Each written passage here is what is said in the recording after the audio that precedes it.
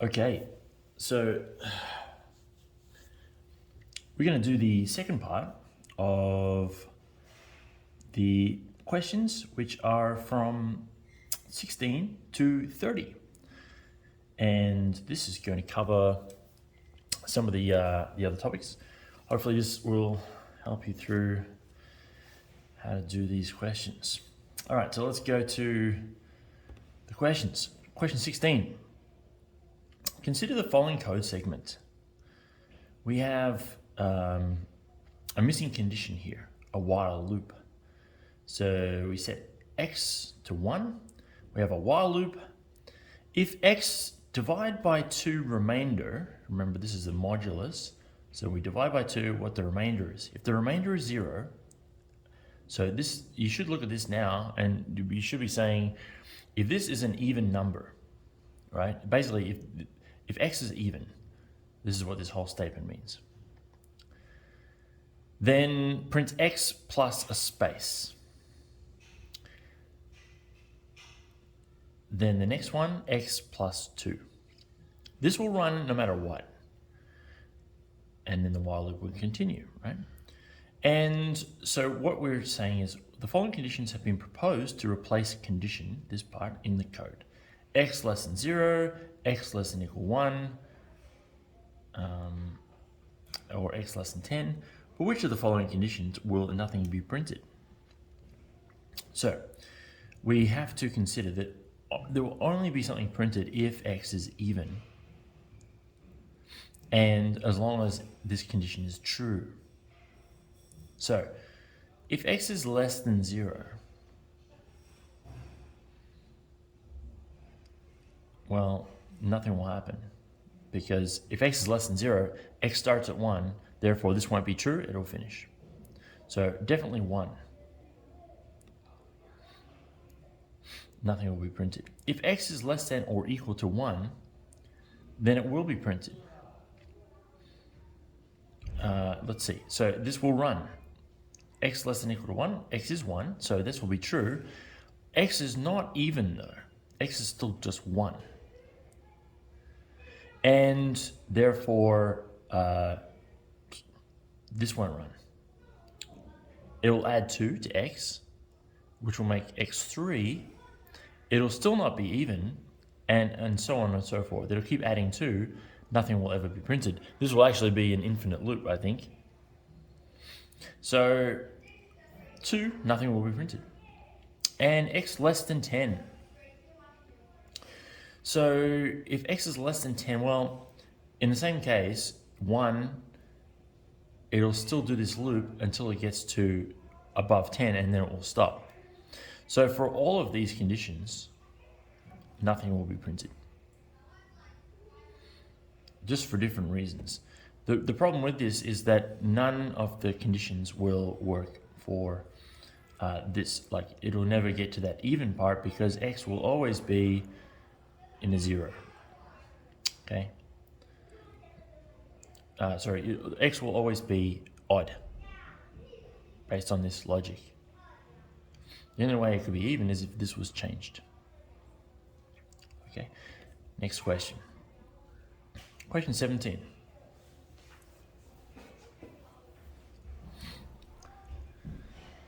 Okay, we have the following code segment here, which is val equals 48, div equals 6. Now here we have the modulus again, right? You should see this and say, while val is even, right? This is what it means, if val is even. And div is greater than 0.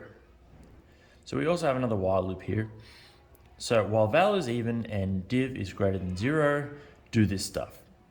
If val divided by div, val mod div is 0, then print val plus space, change the value of val, divide equal by 2, meaning divide by 2, and then set the value back into val, and then subtract 1 from div.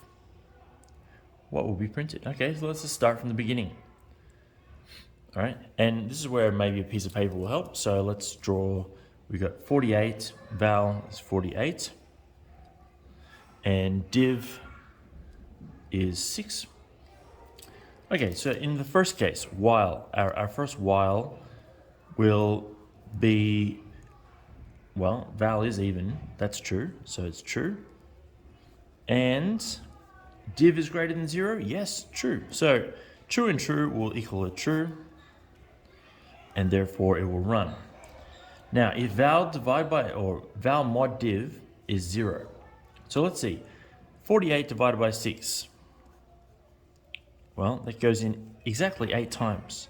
No remainder, right? So therefore, val mod div does equal 0. So therefore, this system outprint will print val, which is 48, plus a space. Then the next step will be to divide val by 2 and save it back into val. So val will now become 24. And div will be minus minus, so div now becomes 5. And then we repeat. Let's go back to our test again. So the while, we go back here and check while val divide by 2. So now val, yes, divide by 2, it's still even. Val is still even, and div is greater than 0.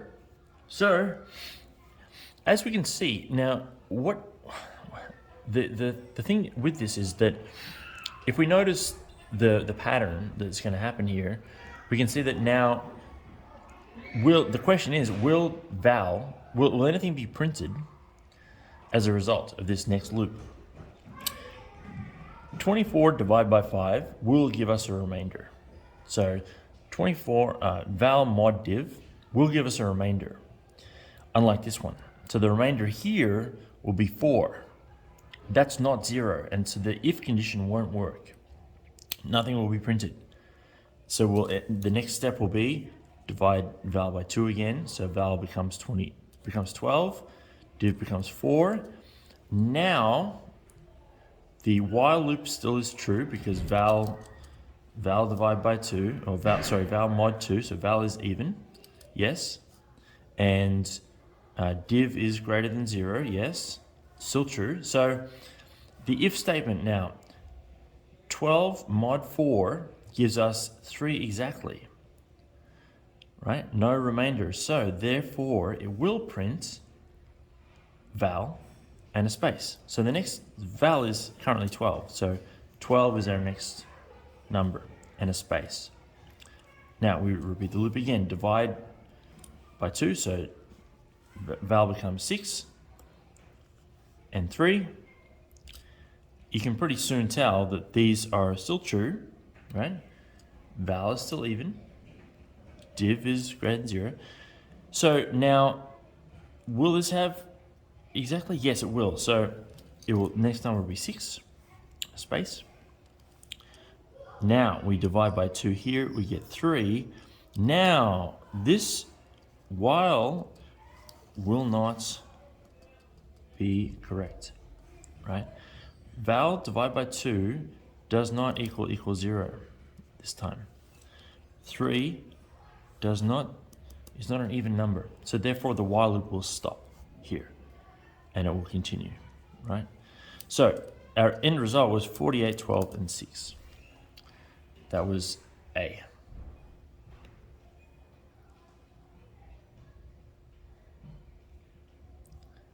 Okay, double check the answer there. Yep.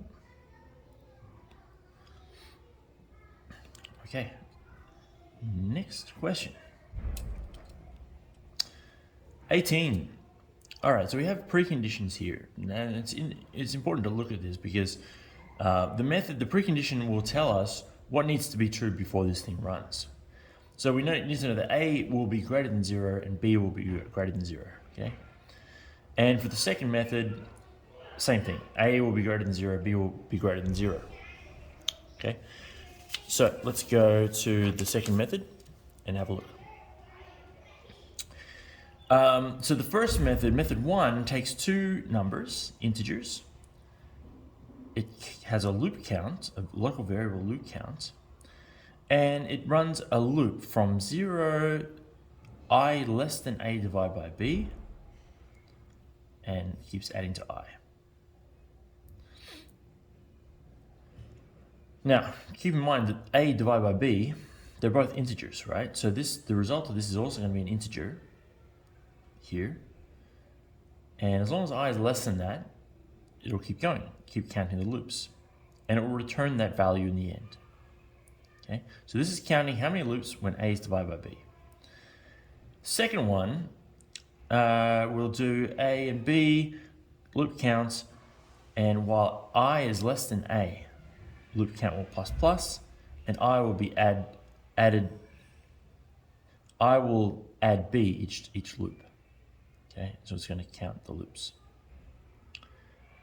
All right. So the question is, which of the following best describes the conditions under which method 1 and method 2 return the same value? So how are they going to be returning the same value?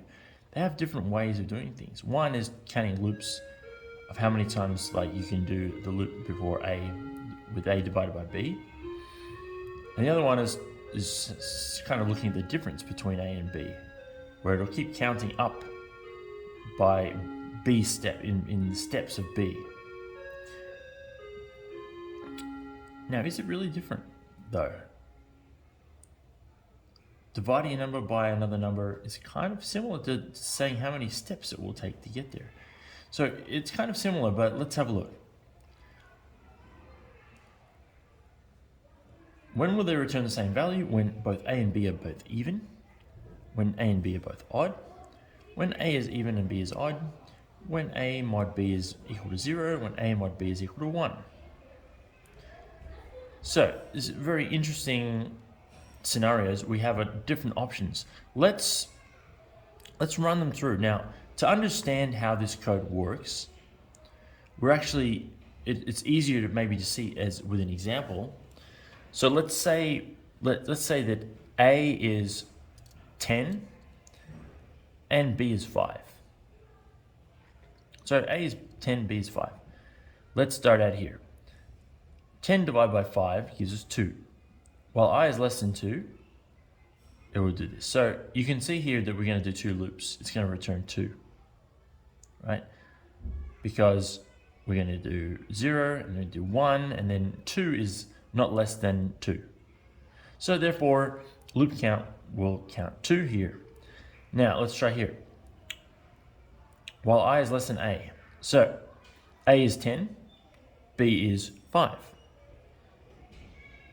We start off, we do one loop, we add 5. So now, b is 5. Oh, sorry, now I is 5. So test it again. I is less than 10, yes. So 5 is less than 10.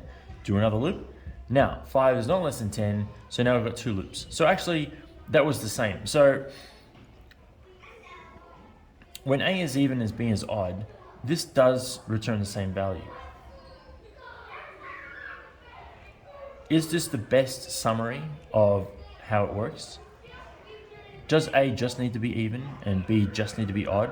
Would it also work if a was odd and b was even? Let's test it out. We know then that this is not true and this is not true, because we found a case where a is odd and a is even and b is odd. So these two we can eliminate. So by a process of elimination, we've gone from 20% to now down to 33% chance it's one of these three. Okay. We also know that if we divide do a mod b with the last example, it was equal to 0. So actually, that we have a high chance that it might be that. So it looks like we couldn't have either this one or that one. So now it's actually a 50-50. With one example, we've taken it down to 50-50. Right? So let's see if we test this theory. A is even, B is odd. Let's try with A is odd and B is even. So let's try an example such as 9 and 4. 9 and 4. So let's count with 9 and 4 here. 9 divided by 4 would give us a result of 2. in whole numbers, just in integers, 2. So loop count would be essentially 1, 2. When it gets to 2, it stops. So loop count returns 2. 9 and 4 here. Loop count 9 and 4. So initially, while I is less than A, so I is 0, do 1, add 4. Do another one, add 4. Now we're up to 8. Do another one, right? Because 8 is less than A, right? So now you see that we've done 3 loops and now we stop, because 8 plus another 4 would be now 12, and 12 is not less than A. So, but we've already done 3 loops. So this would return 3, and this would return 2. So therefore, they're not the same. So it's not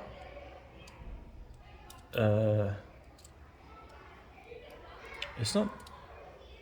Oh, actually no. So there was no case where A was odd and B was even. So let's try a case where A mod B is equal to 0. So let's try the case when A is even, B is odd, but this is not. So we need a case which disproves the 2. Let's find a case where A is even, B is odd, and this is not, like the A mod B is not equal to 0. So let's try and find that case. So an even number might be 8.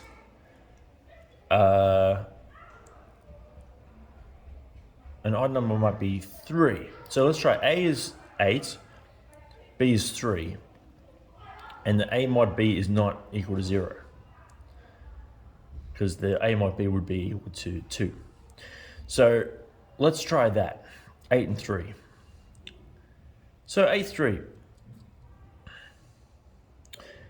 So 8 divided by 3 is 2. Right? And you can probably guess by now, 2, so 1, 2 does 2 loops and stops. This one would do 1, 2, and 6 would be still less than 8, so we'll do a third one here. So now we can see that this would do 3, that would do 2. So actually, we can see that if that's true, it doesn't work, right? So we can see that that one is not a good summary. It looks like this one is the best one, the one that would describe best how this would result in the same value. So for this answer, it's D.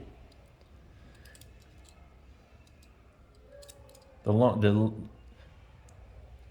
important thing is that if you understand how the loops are working, it becomes faster to tell what's the answer. Okay, 19. Consider the following method. Public and compute in N and K. So the answer is 1. All right. So we set an answer equal 1. And we have a for loop. So I starts at 1 and I is less than or equal to K. And each loop we add 1. And the answer is multiply equal by N. Okay, so to another way to describe this is to say we're going to multiply N K times, because K is defining our loop.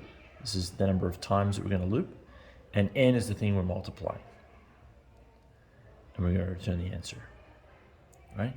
So we basically, what we're saying about this question is we are going to multiply N K times.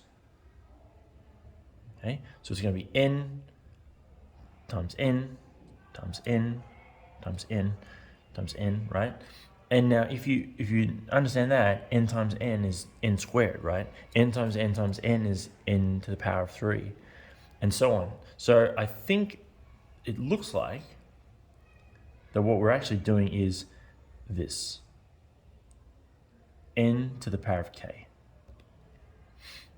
Because we're multiplying the base this many times. This is the power. Okay. almost certain that that's the case. Yep. Okay, 20. Oh, let me not show you the answer first, huh? Okay, 20. Consider the following loop. Sorry, the method. Now we have a public static int do what? Taking one input, an integer, number. Here we have the a variable, local variable var. We have a loop that starts at 1, that goes up until num, and loop equals loop plus 2. So loop is increasing by 2 each time. So the important thing is when you're doing a for loop, and when we're using for loops, here's what you should notice, okay? You have a for loop, and usually it's something like int x equals 0, x is less than 10, x plus plus. This is basically saying we're going to loop 10 times, and that's it. Like, we're doing a loop of 10 times. X is going to start at 0, less than 10, right? This x equals 0 and this less than are kind of like pairs, because this tells us we're starting at 0. It's going to go 0, 1, 2, 3, 4, 5, 6, 7, 8, 9. Stop, because it has to be less than 10. But you can also do a loop, which is the same exact thing, except you start x at 1, and you go x is less than or equal to 10. This is going to do exactly the same thing, because it's going to start at 1, 1, 2, 3, 4, 5, 6, 7, 8, 9, and it's going to include 10 because less than or equal to 10.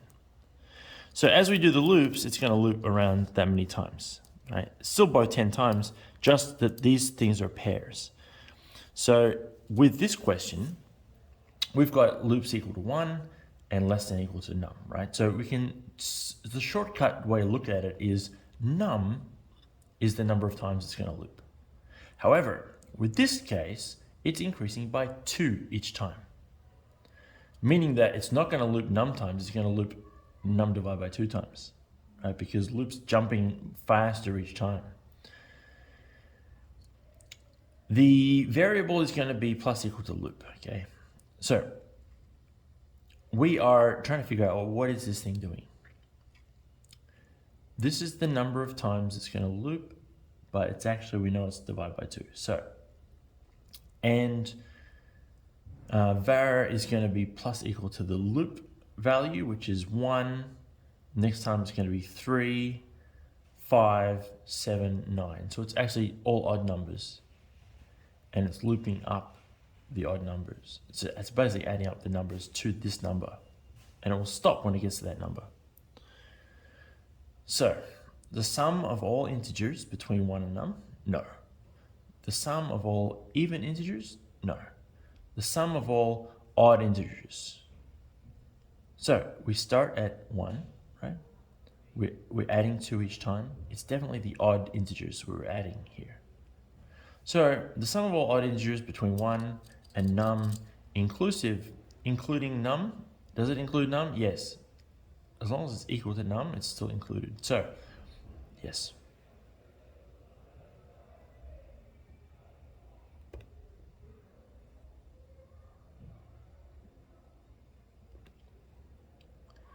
Okay, next up, number 21.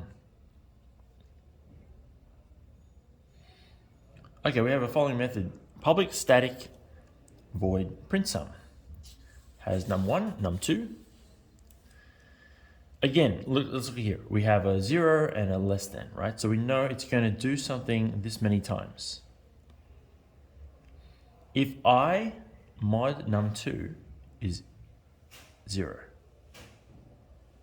So if I is divisible by num2 and I is even, then we're going to print out I plus a space.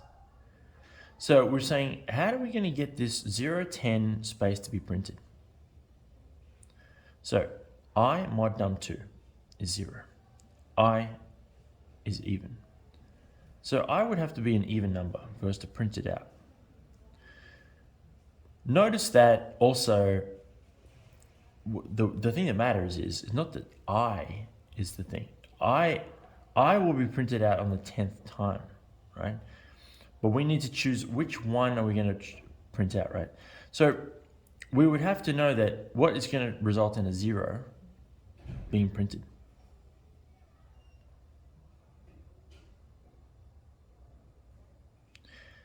So the key is here, let's try to figure out num1 is the number of loops that we're going to go to. Okay, so to print the number 10, we definitely need at least to have the number 10 here. I is less than 10 would not work. Why? Because if I was less than 10, I would not be 10, and then 10 would not be printed.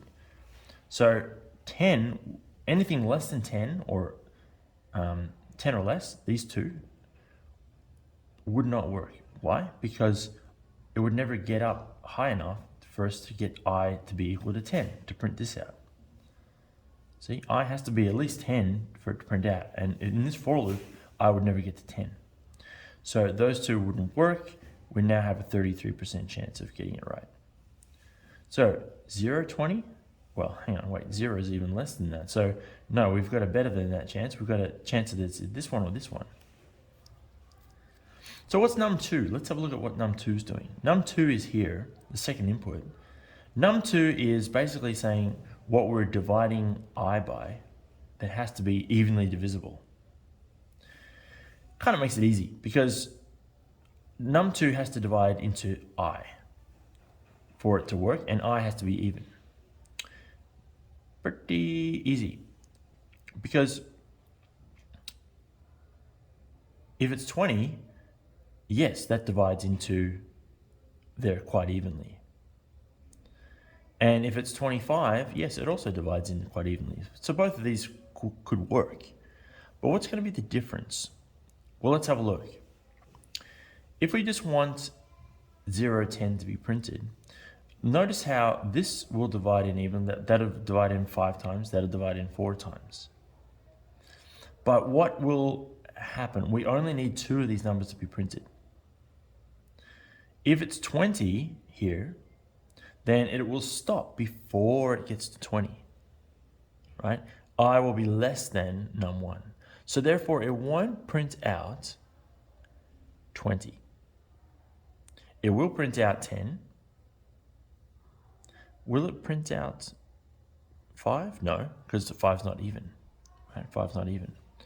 But it will print out 0. It will print out 10, right?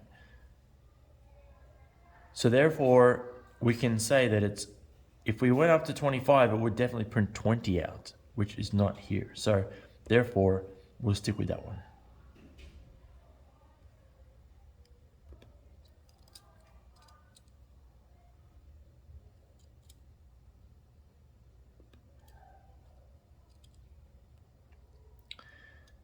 So as you see, these questions aren't that complicated. It's just about knowing how the loops are working and following them through.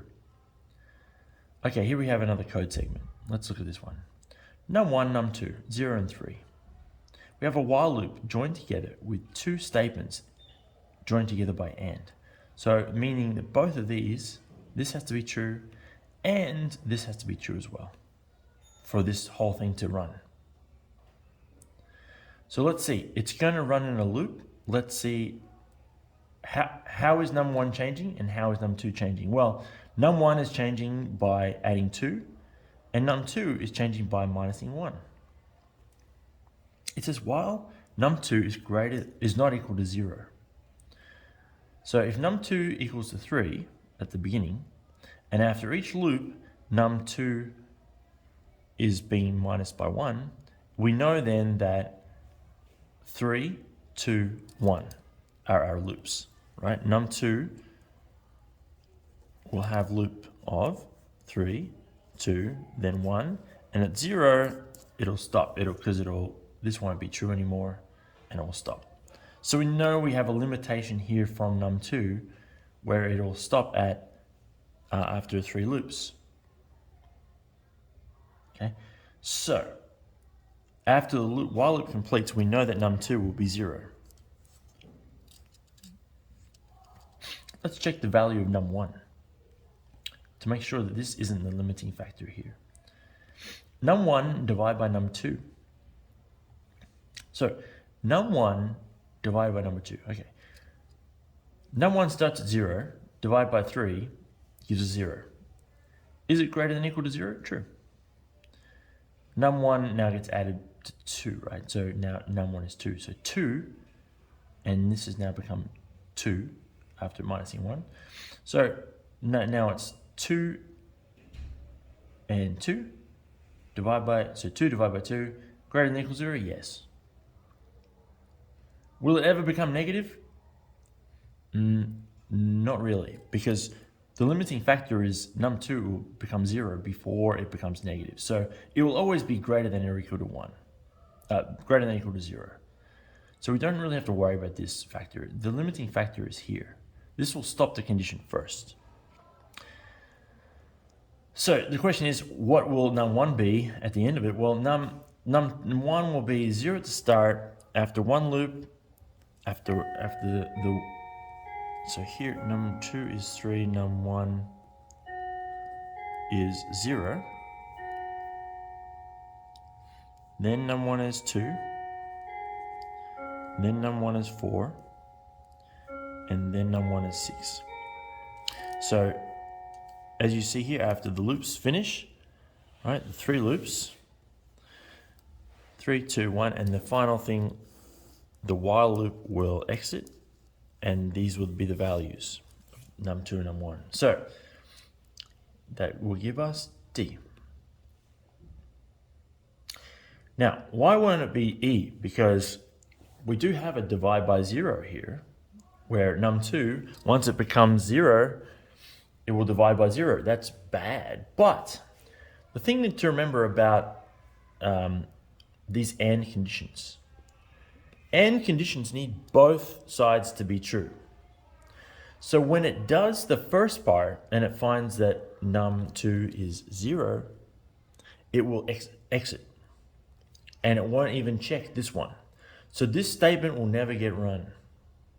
If num2 is 0, this won't run, because the AND means that I don't even need to check this side. So Java doesn't care about it. So while it would do a divide by 0 if that first part wasn't there, it doesn't check it because it's already decided what the conclusion is, which is why it's D.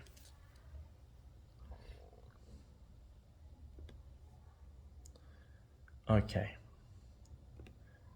23.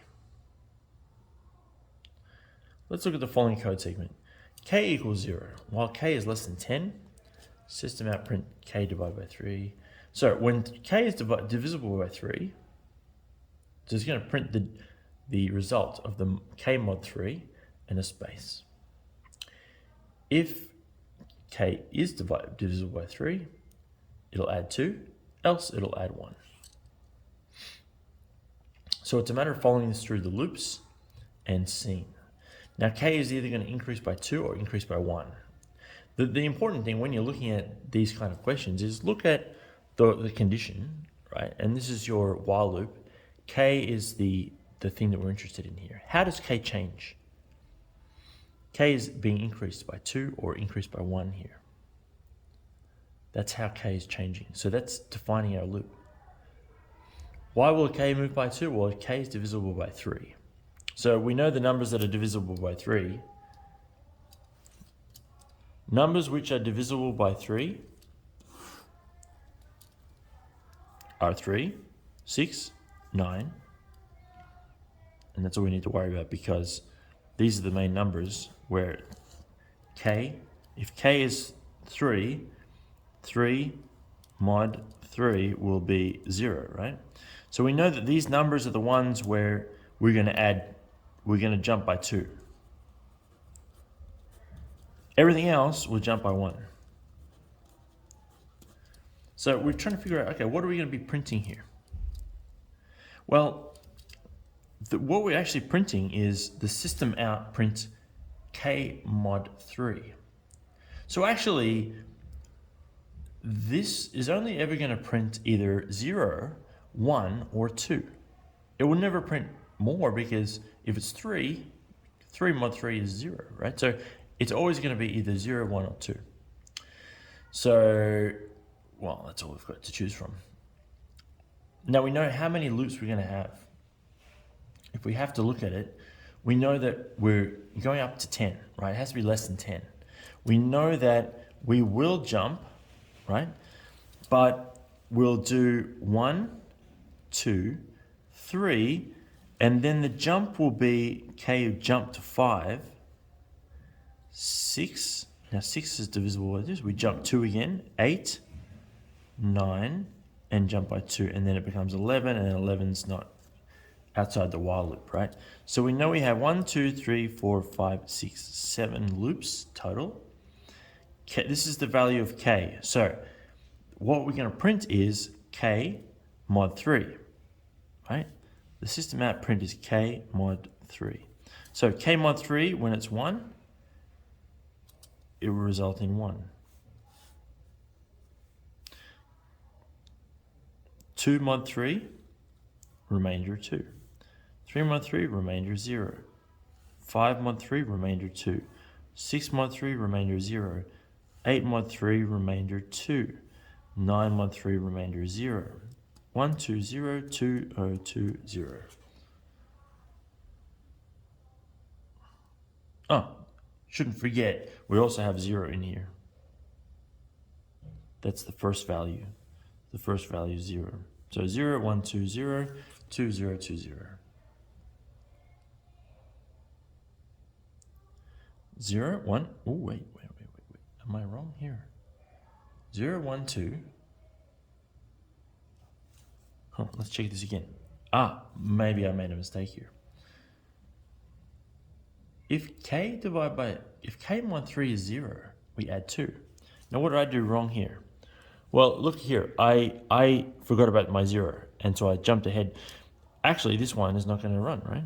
Because from here, this part is true, right? K mod 3 is 0, therefore we're going to add 2. This is not going to be in the thing. So actually it's going to jump from 0 to 2, then 2 to 3, 5, 6, okay? So actually it's going to be 0, 2, 0, 2, 0, 2, 0. Right, 0, 2, 0, 2, 0, 2, 0 is D, and that should give us the answer. We got a lot of D's here. Okay. That's where you go and check your answers. If you don't have access to the answer straight away, check your answers. Make sure it is correct. Okay. Oh, here we go. The method here is mystery. Let's take a look at it. We take a string as our input here. We return a Boolean value. True or false value. So string in, Boolean out. It makes a local variable, a temp, empty string. It starts a loop. K equals string length, right? And then we're going minus minus each time, right? So we're actually going back to the start, right? From the end of the string to the start. But do we get to the start? K is greater than 0. So it never gets to K where K is 0. So we may not get to the start, but you notice here in the substring that we're building, it's K minus 1. So we have to stop before the 0 element of the string, because otherwise this would end up being minus 1, right? So we have to stop at 1. So this will be 0. The substring will be 0 and 1, right? That'll be the last one. Okay, so we start at the length, right? K is the length. And then we're doing letter by letter, basically. This is minus 1, right? So this is a substring of each letter. And the temp string will be temp plus the substring, right? So we're starting at the end of the string. So let's just do a string here, hello, as an example. We start at the end, the last letter, and add it to temp. So now temp equals temp, which is empty, plus O. Next step, next loop. temp equals, now it's O, basically it's O plus next letter back, which is L. So now temp is O, right? And if you can kind of figure out what's going on here, the more time we do it, it's going to reverse the string. So it's actually starting at the back of the string and going back and adding them together. It's basically reversing the string. Now, the question is, why is it returning a Boolean? So temp equals stir. This is what it's returning. So we know that it's reversing the string, but that's only telling us that what it's doing to temp. At the end of this for loop, temp will be reversed. But when would temp equal the original string? So it's saying return the result. Temp equals string, does it or not? So the only time that temp would equal string, the input, the only time the output would equal the input is if the reverse was the same as the other way, right? So let's say we have a word like arrow. Reversed would be wa-ra, not the same. But let's say we have a word like oppo. Reversed would be O-P-P-O. Yes, it would be the same. So this is basically saying what will be the same, forwards and backwards. And the answer is nun. Forwards and backwards, it would look the same.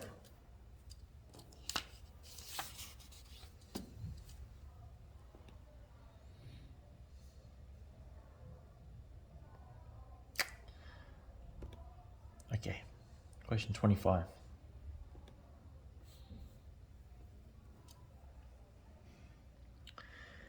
Okay. All right, so here's some Boolean algebra for us. 93 or above is an A. 84 to 92 inclusive means it includes 84 and it includes 92. B, etc. Below 75, F. Okay, so we have to figure out which of the following code will make the right score.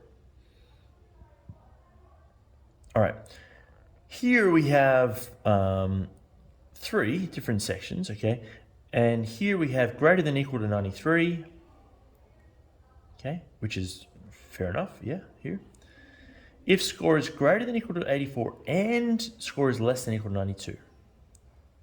Inclusive, yeah, includes 84 and 92, yes, it includes. So far, this looks pretty good. Less than 75, yes. So I think letter I is good. Option 1 is good. Here we have another set, but we have to see what's the difference between the first one and the second one. We seem to have, oh, hang on, what are we good? The things are reversed, 75 less than equal, it's put the score in the middle like a sandwich. That's not how Boolean algebra works, okay? We know that we need the ands here in between. We can't just do it like this, like we might do in math or something. It's not like that in programming. You need a separate statement. This has to be separate from this one. So this whole thing, 2 doesn't work, okay? Here we have an if and else, which will start here. If this is not true, if score is not greater than equal to 93, then it will do this next test. And it will check, then, if it's not greater than 93, is it greater than or equal to 84? If that's not true, then it will say, well, is it greater than equal to 75? This will work because the test fails this one. So we know that it's less than 93. Therefore, what was explicit before in this one, where we had an explicit test, just see if it was less than 92. We don't need that anymore because we've already kind of tested it with the first if we know that it's less than. And we know that it's less than to go to here, right? So if it got to here, it failed this one already. That's why this one would work as well. So 1 and 3 only.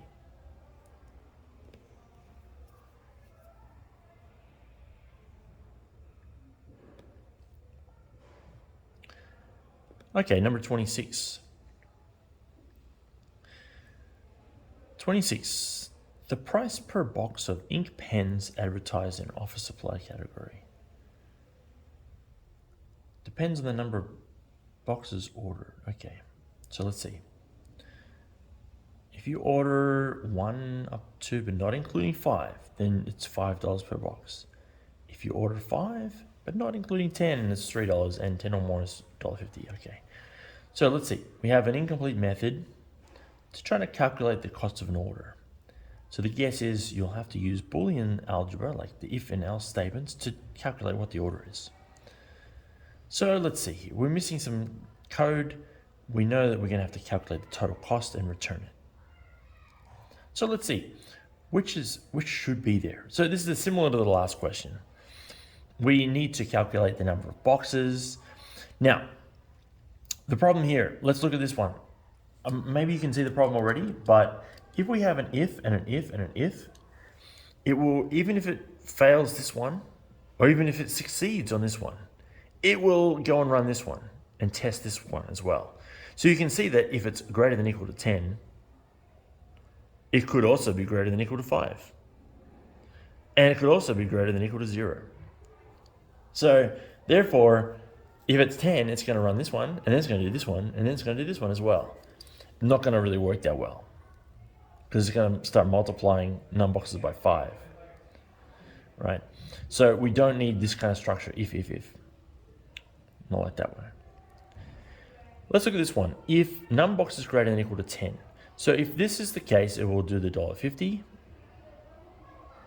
But, okay, so that matches with this one, 10 or more.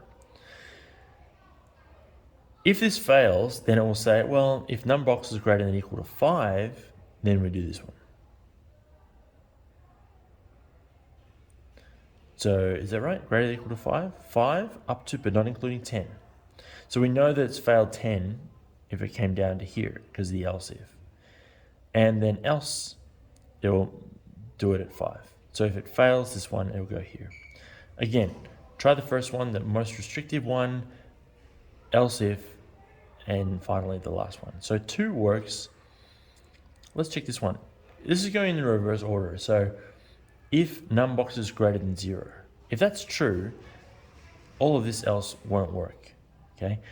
If num boxes is 5 or 10 or 15 or 20, it's going to run this one. So this will get run. As long as num boxes is greater than 0, this will always run, and none of these will run. Therefore, it'll always be $5 if it runs number 3. So the only one that works is number 2. 2 only.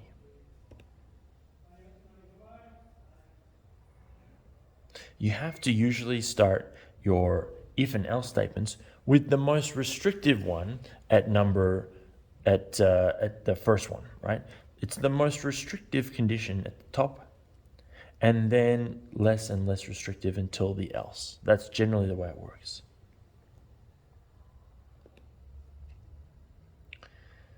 Okay, 27, we're almost there. Okay, here we have a code segment. Oh, well, we kind of have done this before. This one is now checking is k divisible by 3 if it results in 1. So you can kind of see that if we're increasing k by 1 each time, as you can see here, increasing k by 1 each loop, then we're basically going to print out only once every third time. Yeah, only when k divided by 3 equals 1. So which numbers would that be?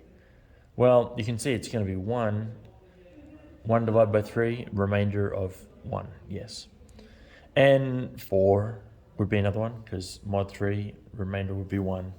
So you can see it's going to be 1, 4, let's see, 1, 4, let's see, what's 7, maybe? 1, 4, 7. Looks like we're kind of here. Seems like that's going to be the answer, right? It's only printing out when the mod is 1. I think it's a pretty straightforward answer.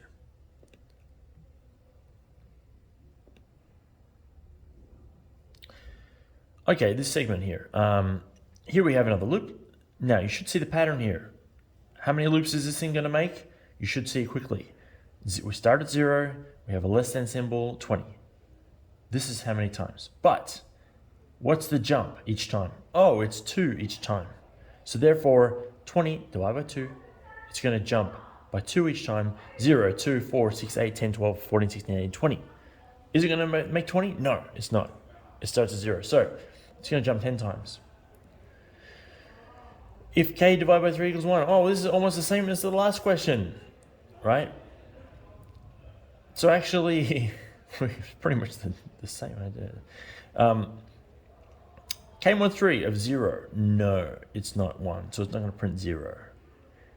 It's going to jump by 2. Next number is going to be 2. That's not going to print. But 4 will be printed the first one. So the first one would be 4. That means that we've down to 50-50. And I think you can probably guess when that's 10, that's 10 divided by 3 leaves a remainder of 1, so that's 10 would work. And then 16 divided by 3 would leave a remainder of 1. So it would be this one here.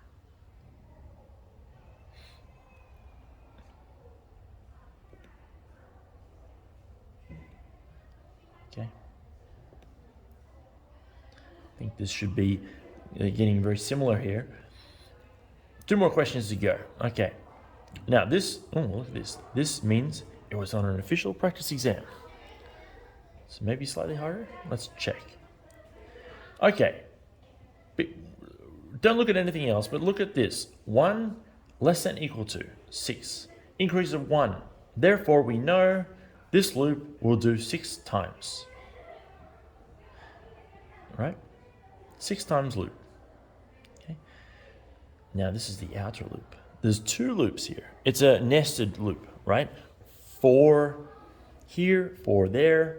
Now, the inner loop, in this case, is set to start at the outer loop. And it will be less than or equal to 6. So it will start at whatever this loop is at the time. So as this moves around 6 times, this inner one will also move, but it will start at where the outer one is at, and then go up until 6. So it won't do it 6 times. It will do it however many. So let's do it on paper here. The outer loop starts at 1, and then goes 2, and then goes 3, and 4, and 5, and 6. The inner loop will start at 1 and go 2, 3, 4, 5, 6, and then 2, and then start at 2, 3, 4, 5, 6, 3, start at 3, 4, 5, 6, 4, 4, 5, 6, 5, 6, and then 6. Okay, this is the outer loop. This is the inner loop. Right? Now, what's going to happen in the middle? It's going to print out inner plus space. Okay, so it's going to print inner plus space. So what we have is it's going to print whatever the inner loop is, right? And the inner loop currently here is these numbers, right? Now, only if the inner is divisible by 2. So if it's an even number. So let's look at the even numbers here. 2, 4, 6, 2, 4, 6, 4, 6, 4, 6, 6, 6, right? And notice between each of the outer loops, so for each 1, it's going to print a new line here, right? So therefore, here, 246, then 46, then, 246, 246, 46, 46, 6, 6. Okay, that seems to make it right. 246, 246, 46, 46, 6, 6. Seems like it's C. Okay, tricky question, but it's just nested loops together. Okay, and final question.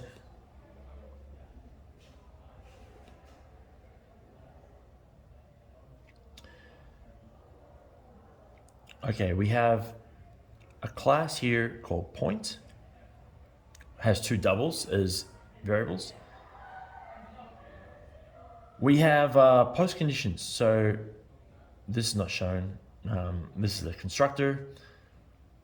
This is another constructor, right? It doesn't matter about what that is, don't worry about that. So this will set up the point class, right? These are just the constructors. Now we also have a circle, also has a point as its variable, right? As an instance variable. So it has a point, my center, and it has a double, my radius. Okay. Now this the circle will also has constructors here. It's going to make the constructor, right? Okay. So this is asking you, can you declare a new circle with the center at 29.5, 33, and radius 10? So to do this, you need to set up a new point, because circle needs a point to be set up first. Okay, so you need a point to declare a circle at that position. Otherwise, it'll be a 0, 0, right? So easy to do. 29.5, 33. Let's make a point. So like this, 29.5, 33. That's how you make a point. That's how you make the radius of the circle. So therefore, this would work. What's wrong with this one though? Circ my center, my radius. Well, this is private. You can't do it. It's private. You can't just update my center, my radius from private variables. So you have to see that you can do it this way by using the constructor. That's public. But these, updating the actual X values and my radius, no, you can't do that. You have to do it this way. Use the constructor, which is public, and that will work. Okay. I hope that was somewhat helpful.